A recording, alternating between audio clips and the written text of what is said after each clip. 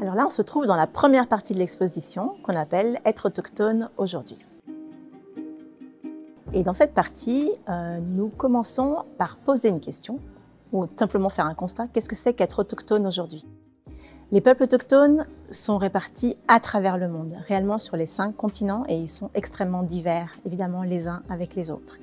Vous avez derrière moi, par exemple, des portraits de 10 représentants autochtones qui proviennent de régions aussi diverses que les États-Unis, le Tchad, la Tanzanie, le Népal ou encore la Norvège. Par contre, c'est vrai que c'est assez étonnant peut-être de rentrer dans une exposition en parlant des peuples autochtones et qu'on vous dise dès pratiquement la première phrase de cette exposition qu'il n'y a pas de définition formelle et officielle de ce que c'est qu'être un peuple autochtone. Il n'y a pas de définition formelle et officielle, mais il y a en effet une définition de travail qui a été établie déjà dans les années 1980, qui démontre en effet que les peuples autochtones sont présents sur des territoires depuis plusieurs centaines, voire même milliers d'années, et que ces peuples ont à un moment donné de leur histoire été envahis, colonisés par d'autres peuples. Et depuis, ces peuples sont souvent, le plus souvent, pas toujours, mais le plus souvent, minoritaires en termes de domination politique et économique sur leur propre territoire. Ce qui est important de retenir, c'est que les peuples autochtones s'auto-définissent en tant que tels et sont définis aussi par le groupe dans lequel ils vivent. Cette définition de travail, en fait, elle met en avant plusieurs critères. Certains critères, je ne vais pas tous vous les nommer, mais je vous donne peut-être 2 critères importants. Le premier critère, c'est que ce sont des peuples qui, aujourd'hui, ne sont plus dominants en termes politiques et économiques sur leur territoire. Et un deuxième critère, peut-être important à retenir aussi, c'est que ces peuples ont été extrêmement affectés en termes d'exclusion, c'est-à-dire qu'ils ont été souvent soumis à de l'exclusion sur leur propre territoire. En fait, ce n'est pas un hasard si aujourd'hui, au Musée d'ethnographie de Genève, nous faisons une exposition qui met en avant la perspective des peuples autochtones, puisque Genève, depuis au moins les années 1920-1923 pour être plus précis, est considérée comme le lieu où les peuples autochtones viennent défendre leurs droits collectifs, c'est-à-dire leurs droits en tant que peuple, en tant que nation souveraine.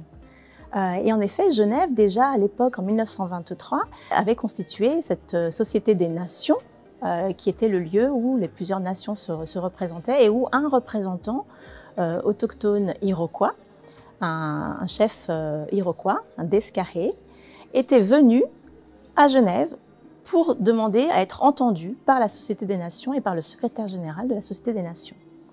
Malheureusement, ce chef iroquois n'a pas été entendu par le secrétaire à l'époque, mais il est quand même resté 18 mois en Suisse pour mettre en avant les problématiques de son peuple. Et des années plus tard, notamment dans les années 1970 et en 77 en particulier, il a eu lieu une grande conférence des ONG sur la discrimination que vivaient les peuples autochtones. Et à partir de là, le mouvement autochtone s'est intensifié, devenant le mouvement qu'on connaît aujourd'hui un mouvement international qui comprend des peuples autochtones de plus de 70 pays à travers le monde. Et ces peuples autochtones ont participé activement à la déclaration des droits des peuples autochtones qui a été ratifiée formellement en 2007. En 1982 a été constitué à Genève un groupe de travail sur les populations autochtones. Les peuples autochtones étaient invités à venir à l'ONU pour défendre leurs droits et rédiger ce qu'on appelait la Déclaration des droits des peuples autochtones. Les autochtones se sont donc réunis avec les États et ont commencé à rédiger plusieurs articles qui mettaient en avant leurs droits. Leur droit à vivre de manière distincte sur leur territoire, en maintenant par exemple une culture différente ou une langue différente que celle de l'État dans lequel ils vivaient. Et ils ont constitué plusieurs articles. Et nous avons derrière moi, dans la vitrine, un exemplaire de la Déclaration des Nations Unies sur les droits des peuples autochtones.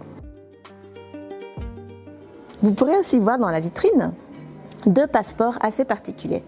Ce sont des passeports Haudenosaunee, qu'on connaît aussi sous le nom d'Iroquois.